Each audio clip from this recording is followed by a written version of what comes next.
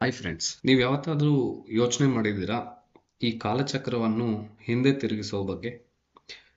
ಬನ್ನಿ ನಾವು ಹೆಜ್ಜೆ ಹಾಕೋಣ ಸಾವಿರಾರು ವರ್ಷಗಳ ಹಿಂದೆ. ಭೂಮಿಯ ಎದೆ ಹೋಲುವ ಪರ್ವತಗಳು, ಕಾಡುಗಳು ಮತ್ತು ನದಿಗಳ ನಡುವೆ ಬದುಕುತ್ತಿದ್ದ ಪ್ರಾಚೀನ ಮಾನವರ ಜಗತ್ತಿಗೆ. ಅವರು ಬರೆದ ಗುರುತುಗಳು ಇಂದಿಗೂ ಕಲ್ಲುಗಳಲ್ಲಿ ಉಳಿದಿವೆ.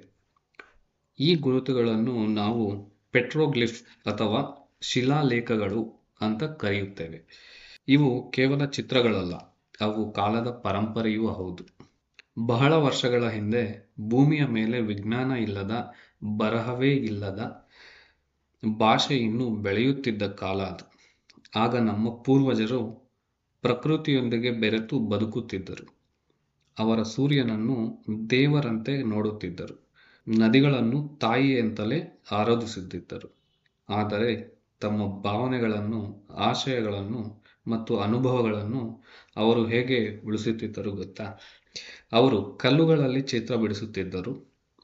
ಬಂಡೆಗಳಲ್ಲಿ ಹುಲುಸು, ಮೃಗಗಳು, ವನ್ಯಜೀವಿಗಳು, ನೃತ್ಯಗಳು ಇವನ್ನೆಲ್ಲ ಚಿತ್ರಿಸೋದು ಅವರ ಒಂದು ರೀತಿಯಾಗಿತ್ತು. ಈ ಪೆಟ್ರೋಗ್ಲಿಫ್ಗಳು ಭಾರತದಲ್ಲಿಯೂ, ವಿಶೇಷವಾಗಿ ಕರ್ನಾಟಕದ ಹಂಪಿ, ಬಾದಾಮಿ ಹಾಗೂ ತಿಗಡಿಯಲ್ಲಿ ಕಂಡುಬರುತ್ತವೆ.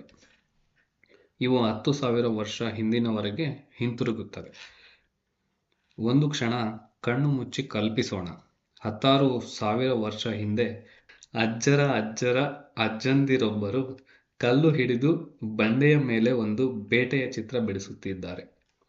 ಅವರಿಗಿದು ಕಲೆ ಅಲ್ಲ, ಅದು ಕಾದಂಬರಿ. ಇಂದು ನಾವು ಅದನ್ನು ನೋಡಿ ಇತಿಹಾಸ ಅಂತಲೇ ಹೆಸರಿಸುತ್ತೇವೆ. ಆದರೆ ಅವರಿಗದು ಬದುಕು. ಈ ಪೆಟ್ರೋಗ್ಲಿಫ್ಗಳು ನಮಗೆ ಒಂದೇ ಮಾತು ಹೇಳುತ್ತವೆ: ನಾವು ಇಲ್ಲಿ ಇದ್ದೆವು ಎಂದು. ಆ ಗುರುತುಗಳು ನಮಗೆ ನೆನಪಿಸುತ್ತದೆ, ಭೂಮಿ ಕೇವಲ ಭೌಗೋಳಿಕ ತಾಣವಲ್ಲ, ಅದು ಸಾಂಸ್ಕೃತಿಕ ಭಂಡಾರ.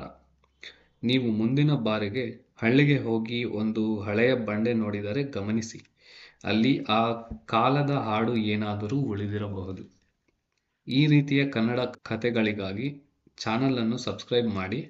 ಕಾಮೆಂಟ್ನಲ್ಲಿ ನೀವು ಕೇಳಲು ಇಚ್ಛಿಸುವ ಪುರಾತನ ಕಥೆಗಳನ್ನು ಕೂಡ ಬರೆದು ಕಳುಹಿಸಿ.